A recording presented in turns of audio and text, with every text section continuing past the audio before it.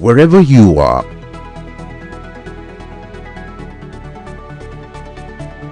whatever you do,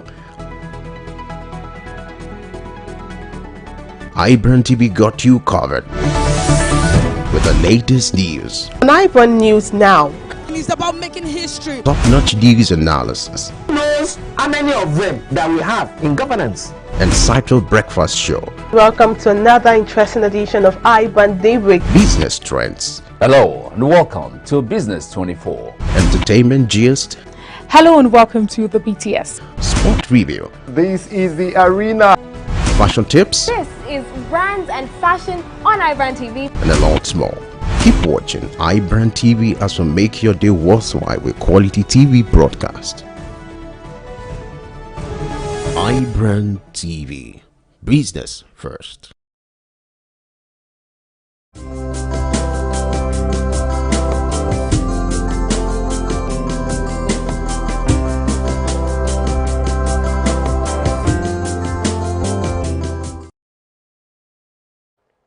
Hello, beautiful people. Good morning.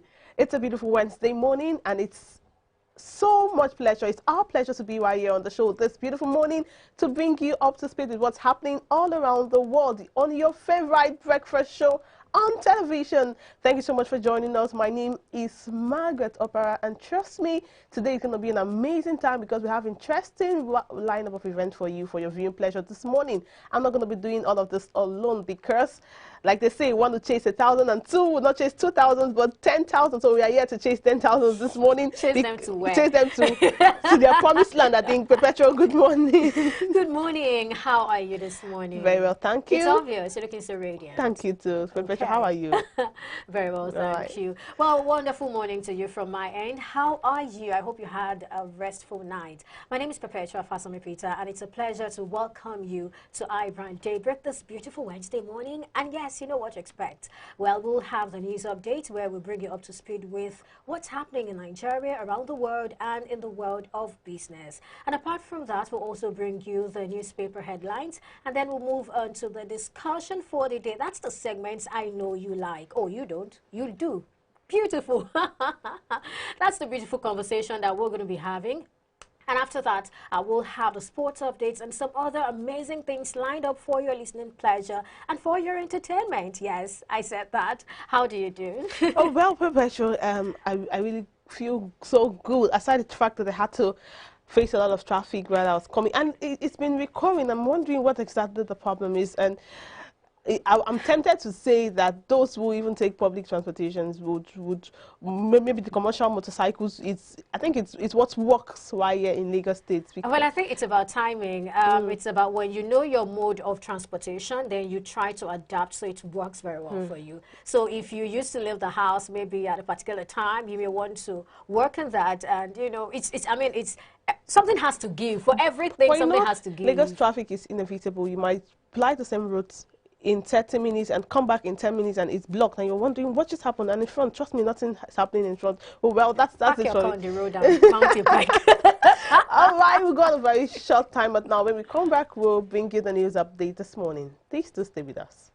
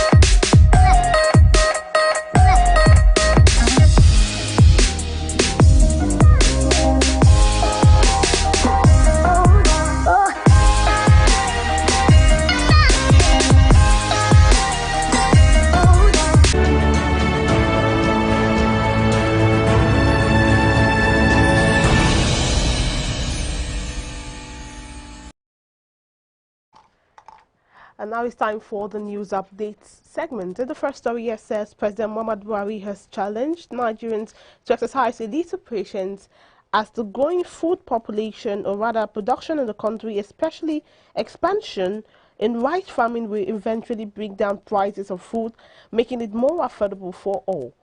Speaking yesterday at the commissioning of Central Bank of Nigeria, Rice Farmers Association of Nigeria, RIF1, Paddy Pyramid in Abuja, the president stated that more than 4.8 million smallholder farmers had been supported by Anchor Bora's program, with an increase in production of 23 agricultural commodities, including maize, rice, palm oil, cocoa, cotton, cassava, tomato, and livestock across the federation.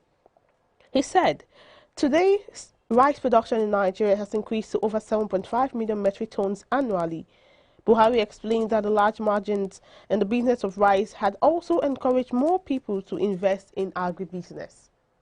Director General, National Commission for Museums and Monuments, Abba Tijani, said Nigeria will receive no fewer than 1,030 Benin artifacts from Germany this year. This, according to him, would give the Commission the opportunity to build new museums and attract more tourists across the world. Quote, it will make the foreigners understand the significance of the artifacts better and give them an added advantage which they might not get when they visit museums in Europe. End of quote. He said the Commission had partnered with corporate organizations to fund museums' activities, adding that it had renovated many museums across the country. Starting from February 1, operators in the informal transportation sector of Lagos State would be required to pay a consolidated 800 naira daily levy. The new amount, according to Rabiu Olowo, the Commissioner for Finance, is down from about 3,000 naira being demanded from the transporters by various agents operating in the state, some of whom are unknown to the government. To ensure effective implementation of the new levy, the state government on Tuesday signed an agreement with stakeholders in the transportation sector. They include the National Union of Road Transport Workers and Road Transport Employers Association of Nigeria, as well as other relevant departments and agencies of the government. At the unveiling of the official ticket to drive the process, Olowo said the harmonization became necessary to lessen the burden that transporters bear as a result of these exorbitant levies. Moving now to the international scene, Indonesia passes law to relocate capital to Borneo jungle. Parliament on Tuesday approved a bill to relocate Indonesia's capital from Jakarta to a site deep within the jungle of Kalimantan on Borneo Island, the most significant advancement of an idea the country's leaders have been toying with for years. The new state capital law, which provides a legal framework for President Joko Widodo's ambitious $32 billion mega project, stipulates how development of the capital will be funded and governed. The new capital has a central function and is a symbol of the identity of the nation, as well as a new center of economic gravity. Planning Minister Suhas Munawarfa told Parliament after the bill was passed into law. All right, that's a wrap on news update at this hour. But when we come back from this short break, we'll give you, or rather we'll bring to you all the top stories on the national dailies this morning. Please stay with us.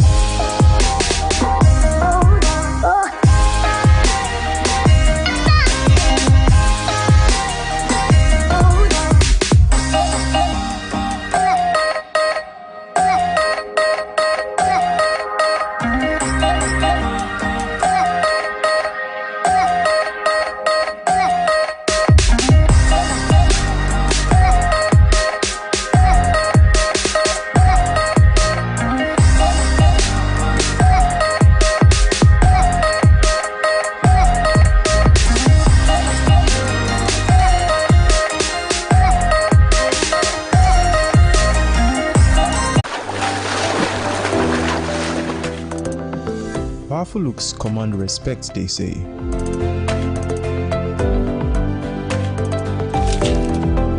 The perfect body, the perfect grooming, and ultimately the perfect skin.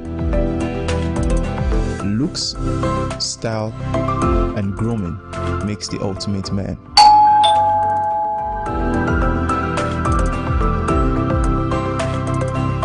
I've found a ridiculously easy way to make my skin always feel epic.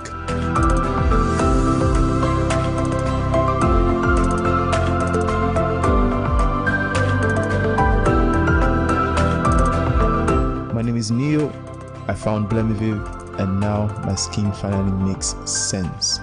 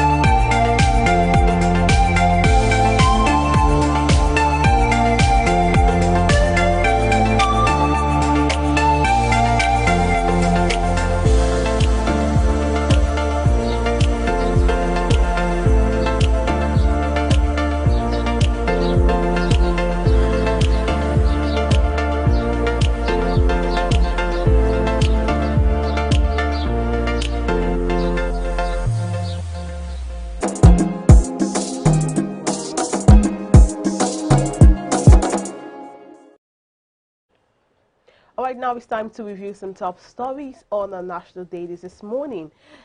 And joining us to do this, we have here in the studio Dr. Dayo Kayode, a political technocrat. And I like to add the aviation expert part. Good morning, even though you hadn't talked about that part, but that's one of the things you do. Good morning, yes, Dr. Dayo. that's my main profession. I mean, this political technocrat just by the way. I was asking you the other time when I entered the studio that, do you know the meaning of the McGinn syndrome? Dr. Dayo was going to bring this up. I just knew. But maybe after the show you tell me. When we were growing up, everybody very Margaret. We always call them McGinn syndrome. I don't even know what that means, by the way. All right, Dr. Dayo, we'll just go straight to the business of the day right now. We'll start with the Punch paper. The banner headline here on the Punch says, APC zones chairmanship seats to North Central, leave Southeast for secretary, and that story is on page 2. With the writer saying, South to get deputy chair. We are confident of winning 2023 election from Buni. Committee concludes other positions today. Confirmed February 26th convention date. And moving further down, IPOP seat at home surrounds ground Southeast. Kanu trial holds today. And that story there is on the page 3 of the Punch paper. Abuja passengers kick as NCAA stops departing plane for inspection. Page 19 has the story. And on page 4, NSCDC nabbed 4 headsmen robbing travelers on Kwara Highway. No capital vote for NIPOS in 28 years. That's for the postmaster, from the Postmaster General. That's on page 20. To the bottom stream of the paper says, Nigerian-born Canadian minister suspended for using phone while driving. That story is on page 7. And on pages 4 and 5 says, FRSC blames speeding as 12 killed in Ogun, Ondo Highway crashes. Presidency, wealthy aspirants will fail. Oshibajo best in APC, says ex-governor Aliyu, and that's on page 9. And also the earpiece of the paper that says, we are preparing to launch second satellite in 2022. The story is on page 20. Labour lease conditions for fuel subsidy removal, says $9.5 billion wasted on refineries. And the next story here says, cash-strapped banks borrow 9.17 trillion naira from CBN in 7 months. And we just go to the final story here, still on page 2, says, we will forward amended Electoral Act bill to Buhari this week, and that's on page 2, as I said earlier, and that's it's coming from Lawan. And moving on to the Nation paper this morning, the banner headline here reads, How Governors Plot to Score to APC Convention. This one has two riders, new leaders to be elected February 26, the second rider being Buhari's support sealed date. And moving away from that story, no decision yet on petrol subsidy removal, and that's according to Lawan. Moving away from that, 2023. Coalition begins lobby for Jonathan. Well, that's on the Nation paper today. Checking more stories on the Nation paper this morning. Now business, stock investors for terrorism link screening. Okay, stock investors for terrorism link screening. Now that's a good one. Another one here says, fresh treason charges force shift of Nnamdi Kanu's trial. Fresh treason charges force shift of Nnamdi Kanu's trial. That's on page 4. And checking more stories still on the Nation paper today. Nigeria on food sufficiency path, and that's according to the President Muhammadu Buhari. We have a rider to that story that says 1 trillion naira sunk into rice production. You may want to get a copy of the Nation paper to read up on that. And another one here on the Nation paper, President to get reworked electoral bill this week. Now, we have two riders. Lawan raises hope, and the second rider says Senate, House begin work. And just one more story from the Nation paper this morning. Oil firms relocate offshore. And that's on the Nation paper this morning. All right, now to The Guardian. The Guardian top story here says, Nigeria caught double-digit deficit financing amid fiscal indiscipline. The writer saying federal government acknowledges concerns, hopes to improve revenue generation. Lawan, government will help borrowing to fund development until revenue rises. Scale down size of government, cost of governance, says Yusuf. All right, that story continues on the page 2 of the Guardian paper. So the bottom stream says, INEC hangs 2023 timetable on passage of electoral bill. You can still get the story on page 2. So the piece of paper says, President did order fuel subsidy removal. Lawan clarifies, and that's on page 3. APC holds convention February 26. Stakeholders insist dates not sacrosanct. That's on page 3. And on page 4, Lagos transporters to pay 24,000 naira monthly levy besides NURTW and RTEAN dues, and that's on page 4. And finally, only 6 of Nigeria's offshore rigs operational as oil prices near $90 US. And moving on to Business Day, checking out the stories we have right there. The banner headline reads, 10 years after protest, over $60 billion on subsidy, no change. 10 years after protest, over $60 billion on subsidy, no change. Checking another story on Business Day this morning, China-India freight costs declines as container scarcity abates. China-India freight cost declines as container scarcity abates. 2 more stories from this paper. Why tech, not branches, is king for Nigerian banks. That's a beautiful one, talking about the power of technology and how it's making things better for banks. I'll take that again. Why tech, not branches, is king for Nigerian banks. And finally, we have attracts more investment, borrow less. Experts tell federal government. And that's all on Business Day. Oh, all right, Dr. Dayo, I want to pick on the paper. The story, one of the papers, it's been on for, I think, for a few hours now, since about yesterday. The Lagos transporters paying a cumulative sum of 24,000 naira to the NURTW, and beg your pardon. And now we look at the ripple effect it would have. I was listening to someone talk about this morning on my way to work on radio. He talked about the fact that the government has is trying to generate revenue, increased this and making these people pay these things, and yet not employing. And now the ripple effect is the fact that the transportation fare, which already it's a big problem in Lagos State, is going to be a hike, tremendous hike. So what do you have to make of all of this happenings?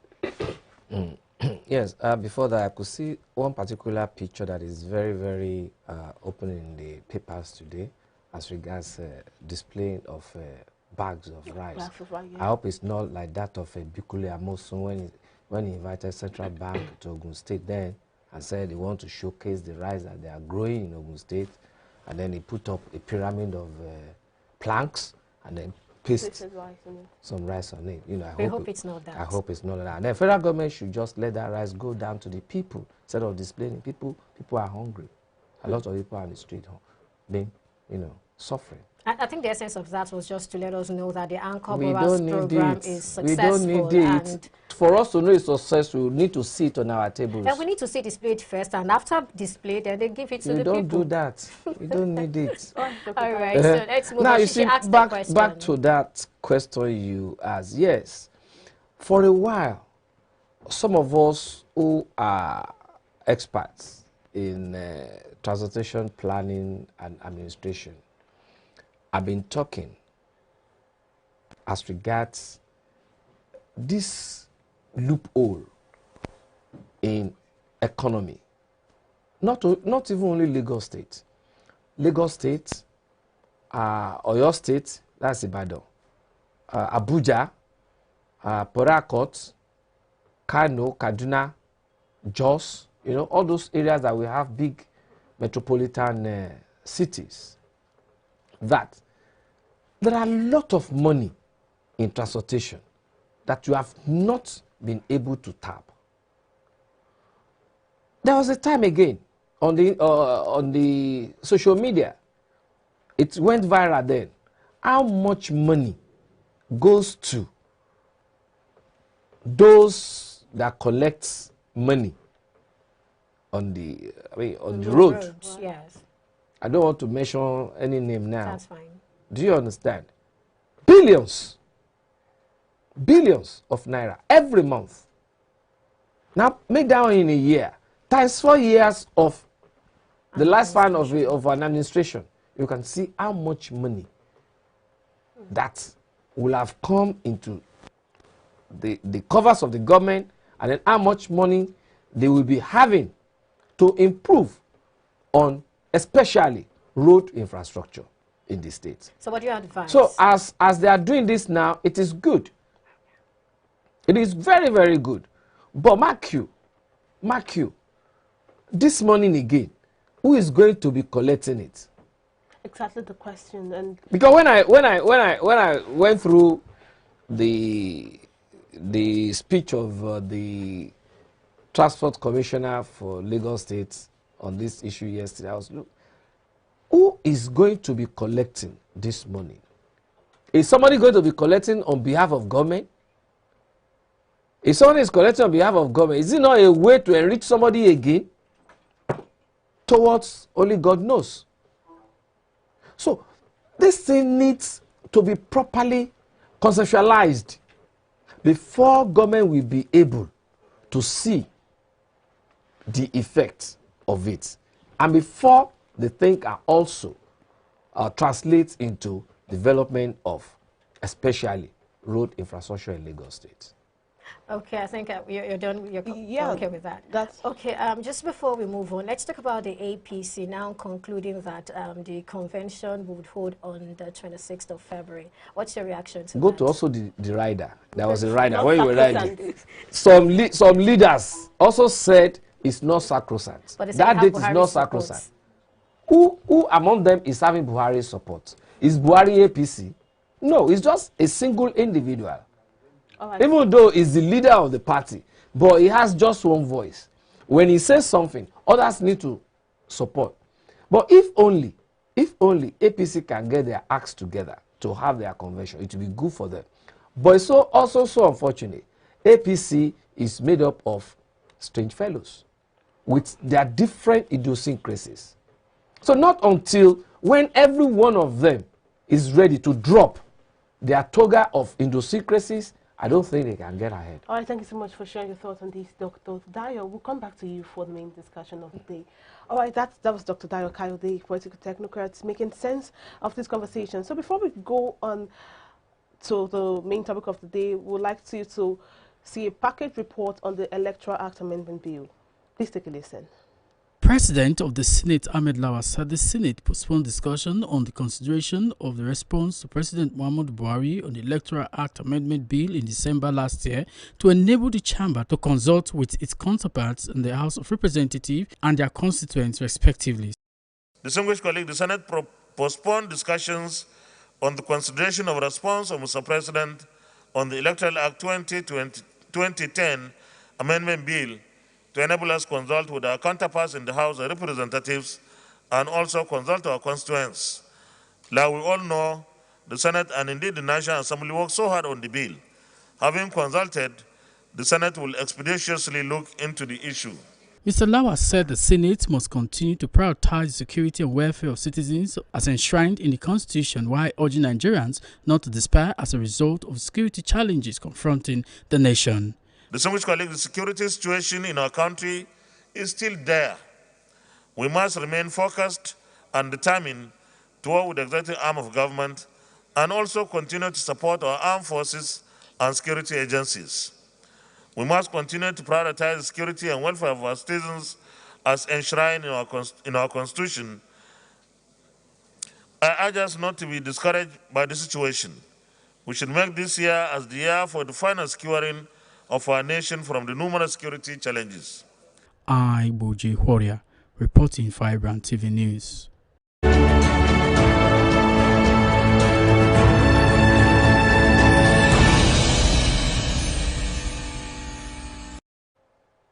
The President of the Senate, Ahmed Lawal, and Speaker of the House of Representatives, Femi Gbajabiamila, has expressed hope that the National Assembly will pass the Electoral Act Amendment Bill on Wednesday, that's today, and present it to the President Buhari for assent this week. You will recall that the President cited insecurity, the cost of conducting direct primaries, and infringement on the right of Nigerians to participate in governance as his reason for declining the assent. But in a recent interview, he assured that if the changes are made to the clause, that's to include the addition of consensus candidates and indirect primaries options to the mode of selecting a candidate for an election, he would sign the bill. Meanwhile, the People's Democratic Party PDP Governors Forum in a recent communique has urged the National Assembly to immediately conclude issues surrounding the Electoral Act Amendment Bill by overriding President Muhammadu Buhari's veto. And to make sense of all of this, we still have with us Dr. Dayo Kayode. Dr. Dayo, I want to pick the part of the PDP. Now, the PDP, the list of complaints in the Senate came majorly from the People's Democratic Party. Of course, they felt slighted. So would you see, I think, like I would say, they felt slighted, and it seems like they're talking about there were no consensus. Right? And aside the direct primaries, they keep hitting on the direct primaries, but I believe there are other issues that are going to surround this thing aside the direct primaries that really people are not really talking about. So what do you think are all of these things surrounding this Electoral Amendment Bill, aside the direct primaries that seems to be like the overriding issue in this? Yeah, you see, I've always been saying that the laws that we have in this country, they are good enough for us to move on as a nation. But it's a pity. Everybody wants to interpret it at any point in time to suit their mindset, to suit their own environment, and to also suit their thinking. Now, the Constitution of the Federal Republic of Nigeria 1999 as amended created or gave room for formation of political parties. And when parties are being formed, before you can register your party, you will have your constitution. Absolutely. And the Constitution of Nigeria has given political parties powers to control their parties, the affairs of their parties, based on their constitution, without any interference from anybody.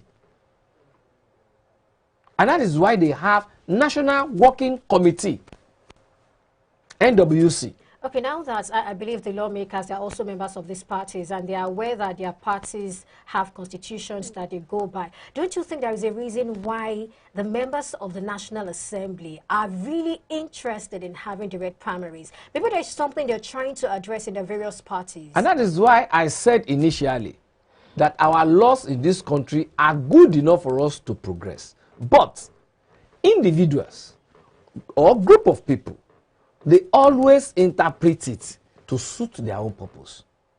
You could see that the National Assembly is in loggerheads with the governors as regards this particular electoral act. Why? Why is a section clamoring for direct primaries and another one clamoring for indirect? It is to suit what they are envisaging towards 2023, nothing more. So you think all of this... It is not that I think I know. It is I know. Whatever they are doing. If it is to Nigeria, they have no business with that. Why don't they talk about DSTV? Or all these providers that are increasing their prices every time. They said it sometimes ago that it is pay as you go. Have they monitored them to ensure that it's pay as you go, that those people are allowing their customers to be on? Okay. So the issue is, let them use their time to do what they are supposed to do and stop genuflecting with somebody else's activities. All right, you know, there is a sense of urgency that we are supposed to see with the passage of this particular bill. Do you see that in the manner in which the National Assembly is going, saying that we may not have the timetable and INEC may not be able to prepare will not be able to release the timetable until this law is passed? Don't you think that they're supposed to expedite action? And I mean, should we still be here? INEC has already given out its timetable. Well, they are saying that they will not do anything. They won't go ahead until this particular bill is passed. Sure, but the thing is, INEC too should also live to its billings. There are some sections within the Constitution that has empowered INEC on some things. There's also an act that created INEC. What are the things that are inside that act? They should look at it and then be able to know what to do. National Assembly is not to be telling, they should know that National Assembly is not to be telling parties on what to do. They should know that they are supposed to determine whether to go, they are supposed to determine whether to go on electronic voting or not. They know that they themselves, they have tried electronic transmission of results. And it has given some level of credibility to elections being conducted by them. So why are they now allowing INEC to hoodwink them? Allowing National Assembly to hoodwink them on some issues that are not supposed to be. But don't you think they have the issue of no consensus, feeling slighted, no synergy? One party is saying they are with the president. The other party is saying go against the president's veto and do this thing. So talking about consensus and synergy in regards to something that's important as an electoral bill that concerns the whole country, the electoral system in itself, which people have argued that is already failing. So is there not supposed to be a kind of synergy whatsoever just to make this work from both parts? For me, National Assembly is National Assembly, and then there's what we call party politics within the National Assembly, and then there's also what we call party supremacy. Do you understand? And then believing in your party, okay? Those things are there. But for me, I don't know the kind of consensus that person is talking about. Mine is what the National Assembly is doing as regards direct or indirect primaries is wrong. Let them look further by talking about electronic voting, not about electronic transmission of results. Do we need any consensus on that? Do we need any synergy on that? Constitutional provisions, they're there. The act that created INEC is also there. So what consensus? Other than to look into the books and then let's all be reasonable as regards what is written in the books without any iota of subjectivity. All right, now consider this particular Electoral Act Amendment bill, which is with the National Assembly right now. Just like my colleague said, there's been a whole lot about the direct or indirect primaries, and I think maybe the electronic transmission or otherwise. Apart from these two, are there other provisions or clauses in that act that you feel that Nigerians really need to even pay more attention to? Yeah. What they are all talking about, as regards this one they are presenting to the president, is about direct or indirect primaries. Then electronic transmission. What else? Those are the two important things there. And they are all on needs because they are looking for a way to sustain themselves in power. Nothing more. Okay. Nothing more. I asked you a question about urgency the other time. I just want to take that question again. I really want you to answer this question about urgency. Don't you think that the National Assembly actually needs to expedite action and get that law sorted as soon as possible? They need to act with utmost urgency. Okay? But at the same time, they must also act accordingly in terms of what are the dictates of the constitution as regards party administration, what are the dictates within the act that created INEC, without looking at how it will favor them. We should look at how we can have credible election, not as regards because yes, I want this person to win the primaries of the presidency. If you go through indirect, because it doesn't have the government structure, it will not favor the person. So because of that, it must be.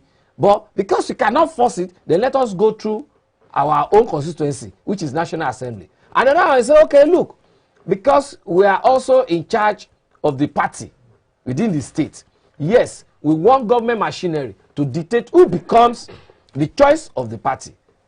All right? So because of that, it has to be indirect, because they know that the structure that we go in for the indirect are in their own pocket. But should it be? No. Let the National Working Committee of the party, according to their constitution, dictate. Are we going to... It happened in Lagos State sometime, I mean, during Ambode era. 2015, yeah. The leaders came up. They said, okay, even though we have been using indirect primaries before, but this time around, we are not going to use indirect. Because then, Ambode has that power structure, dual government structure. They now use direct, whereby everybody will come in. Whether I know Ambode or I don't know Ambode, I want to come and vote.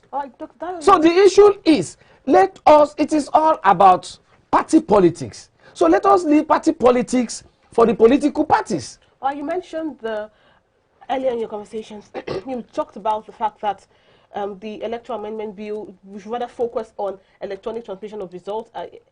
Beyond that, okay. Electronic voting. Okay, now let's talk about voting. I beg your pardon. Now, talking about the credible, we don't even have a credible voter register to start with.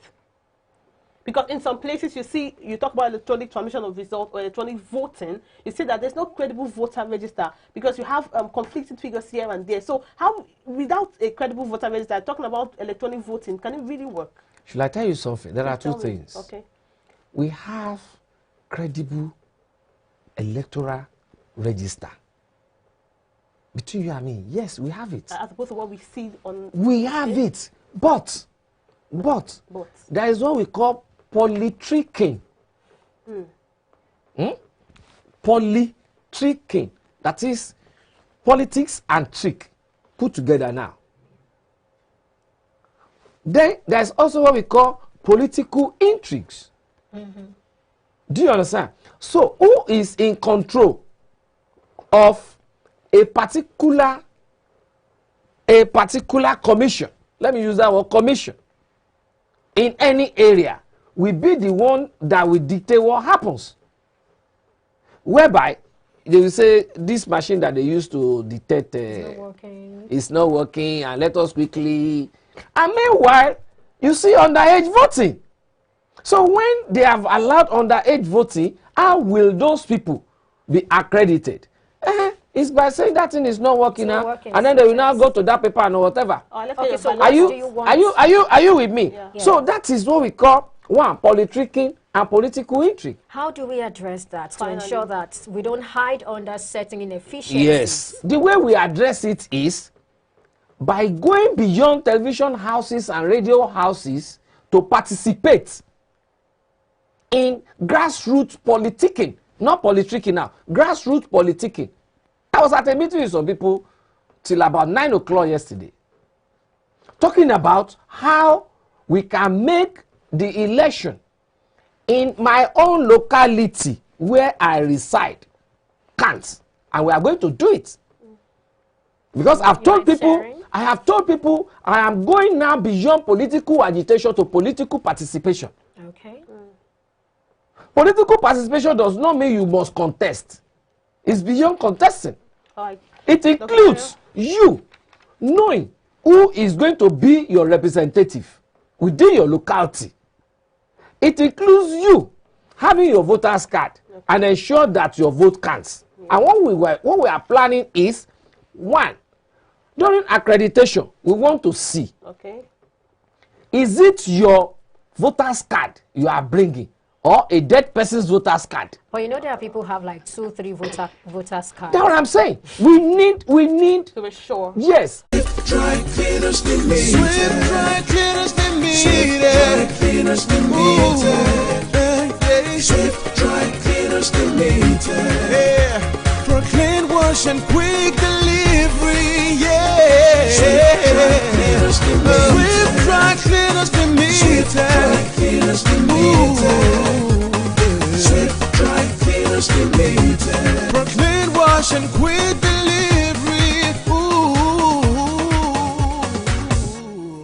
Swift Dry Cleaners. Clean wash, quick delivery.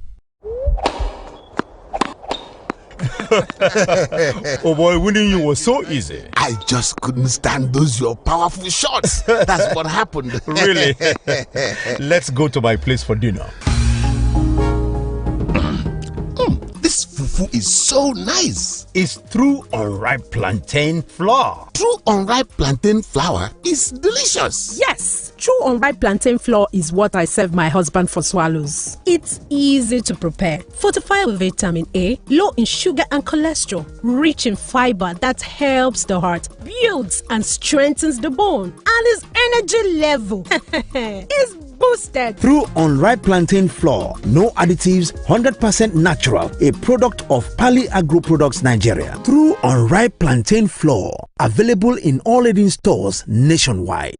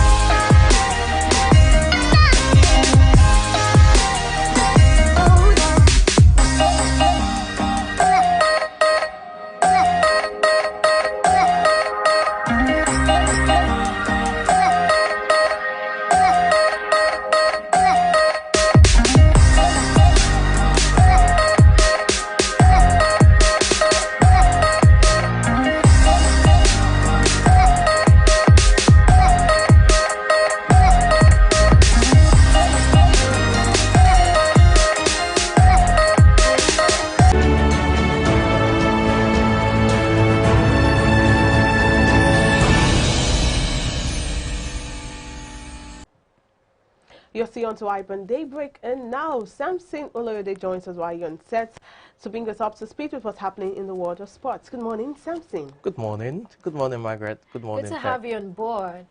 Thank you for having me. Thank you for coming here too. All right, straight to the top discussion of today, right?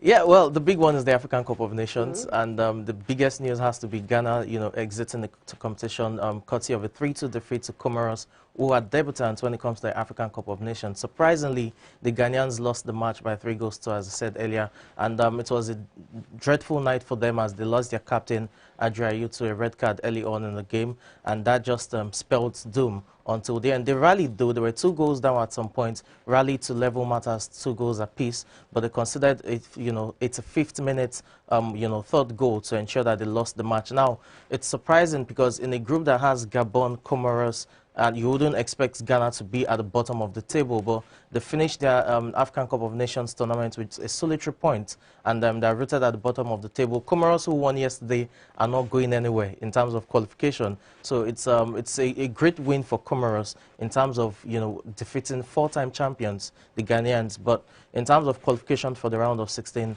the Comoros team will not be going anywhere. For the Ghanaians, it leaves them at a sorry state for their football, because this is probably the lowest they've been, and this is the first time since 2006 that they've crashed out at the group stage of the African Cup of Nations. It's also the first time in over 23 years that they've failed to really make it count when it comes to the competition. So Ghanaian football at this point in time isn't in a good place. Well, let's move away from the African Cup of Nations and talk about Australian Open, which is also the first Grand Slam of the year. It is the big one, and world number 1 Ashley Barty as well as Rafael Nadal are into the 3rd round, as both of them were able to register comprehensive wins in their 2nd round match. For Rafael Nadal, he was able to dispatch Yannick Hoffmann, while Ashley Barty was able to dispatch Italian qualifier 6-1, 6-1 in straight sets to ensure that they booked their place in the 3rd round. And Ashley Barty is currently on course to face the defending champion and 13th seed Naomi Osaka in round 4. That's if she's able to get past Kamila Jogi in the 3rd round. So it promises to be exciting as always when it comes to the world of tennis. Okay. So talking about Ghana, after reading the first time in 23 years that they had come to, there's something you said, I'm trying to pick. First time since 2006 as well that they crashed out of the group stage. So it seems they had an amazing time with football. They've had an amazing time with football, but now it feels like from up crashing down. So where would they go from here? That's the challenge. They have a relatively good squad. But in recent times, they've just faltered when it matters the most in terms of... What has actually gone wrong with them? Well, small clubs when it comes to European football. So these things count. All right, thank you so much, Samson. Nigeria is playing today. We hope them... What's your prediction? Quickly. Prediction, you come to $500,000. It's difficult. It's a dead rubber match. Dead rubber in the sense that win or lose, it doesn't have any effect. The Super Eagles are into the round of 16 already. So Guavana said that's the interim coach that will experiment new legs, and you should expect that. So that may affect the scoreline, but we should still win. All right, well, we win. All right, thank you so much, Samson, for that top sport news update. Of course, I'm beginning to enjoy sport, even though it's not something I really enjoy on a normal day. I'll bring you in, don't worry. All right, thank you for bringing me in. It's time to call it a wrap on the show today. I'm sure you had a swell time, because I did. Don't forget, Ibrand Daybreak continues tomorrow, and Ibrandtv doesn't just end with Ibrand Daybreak. We have more interesting segment programs for your viewing pleasure, and I'll leave you with a quote from Dan McLaren that says, "Nature has given us all the pieces required to achieve exceptional wellness and health, but has left us to put these pieces together." So to say that you've been given all the raw materials or the food stuff to make an amazing meal, it's left for you to decide how amazing the meal you want, or the meal you want in the first place, and how amazing you want your meal. Relating to us, because we like food. So nature has given you all the pieces put together to make a successful and amazing life. So it's your choice. It's in your hands to make or to bring out what you want from your life. And that's all I have to say about this conversation. Join us tomorrow for an amazing time on Ibrand Daybreak. My name is Margaret Appa. Enjoy the rest of your day. My name is Perpetua Fasami Pizza. Enjoy the rest of the day. Bye for now. And I'm Samson Olede. Do have a wonderful day. Bye for now. Business trends. Hello and welcome to Business 24. Entertainment gist. Hello and welcome to the BTS. Sport review. This is the arena. Fashion tips. This is brands and fashion on Ibrandtv. And a lot more.